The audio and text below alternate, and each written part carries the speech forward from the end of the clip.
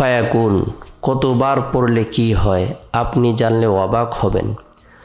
কুন ফায়াকুন এটা আল্লাহ পাক রব্বুল আলামিনের কালামের বিশেষ একটি আয়াতের অংশ।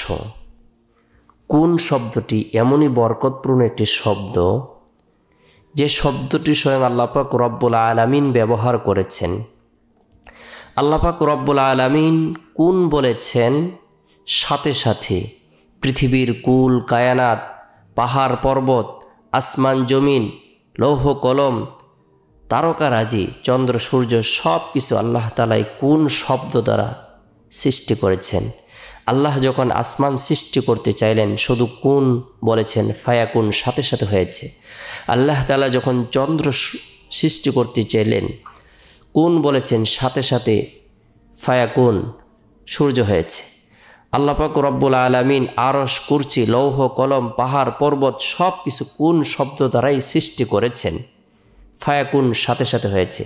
আল্লাহ তাআলা যে কোনো জিনিস সৃষ্টি করতে ইচ্ছা পোষণ করেন, শুধু কুন হয়ে যাও, সাথে সাথে হয়ে যায়। সুবহানাল্লাহ, এটা আল্লাহ তাআলার কুদরত, আল্লাহ পাক রব্বুল আলামিনের ক্ষমতা।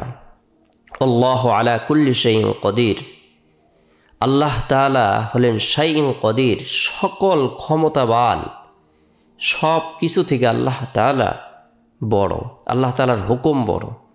তাই আপনি আমি ইমানদার হিসেবে, মুমিন মুসলমান হিসেবে আল্লাহ তাআলার কালামের বরকতপূর্ণ এই শব্দটি কখন কতবার পড়লে কি হয় আমরা জেনে নেব। আল্লাহ তাআলা কিভাবে গায়বী সাহায্য প্রদান করবেন।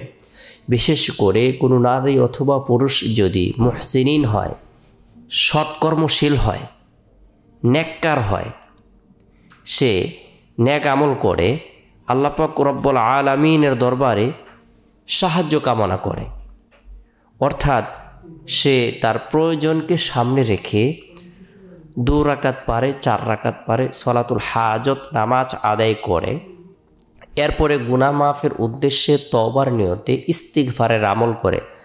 আস্তাগফিরুল্লাহ রাব্বি মিন কুল্লি যামবি ওয়া আতুবু ইলাইহি। আস্তাগফিরুল্লাহ রাব্বি মিন কুল্লি যামবি ওয়া আতুবু ইলাইহি।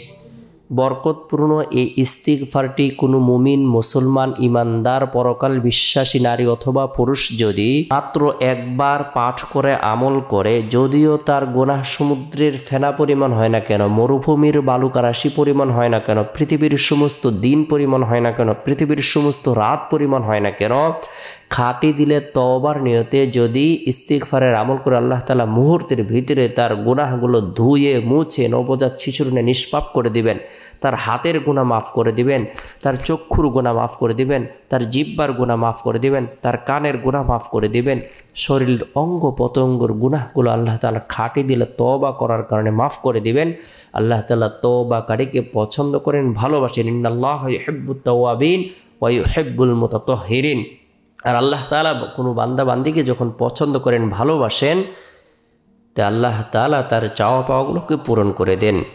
তা আল্লাহ তাআলা যে শব্দটি ব্যবহার করে আসমান জমিন, পাহাড় পর্বত, চন্দ্র সূর্য, গ্রহ নক্ষত্র, তারকারাজি আল্লাহ তাআলা সব কিছু সৃষ্টি করেছেন, সেই শব্দটি আল্লাহ তাআলার প্রশংসা বর্ণনা করার উদ্দেশ্যে সলাতুল হাজত নামাজের পর 3 বার ইস্তিগফারের আমল করব, 3 বার এই দোয়াটি পাঠ করব। কুন ফায়াকুন, আল্লাহ তাআলার দরবারে হাত উত্তোলন করে রুনাজারি করব। আল্লাহ তাআলা আপনার আমার জীবনের পেরেশানিকে দূর করে দিবেন। যা কিছু কামনা করব, বাসনা করব, আল্লাহ তাআলা তাই প্রদান করবেন। শত্রুর হাত থেকে, জালিমের জুলুম থেকে, অত্যাচারের অত্যাচার থেকে, হিংসুকের হিংসা থেকে, পরনিন্দাকারীর পরনিন্দা থেকে আল্লাহ তাআলা আপনাকে আমাকে গায়বিকভাবে হেফাজত করবেন। আল্লাহ তাআলা আপনাকে আমাকে সকলকে আল্লাহ তাআলার কুদরতি বিষয়গুলো নিয়ে আলোচনা করার, স্মরণ করার, চিন্তা করার তৌফিক দান করুক।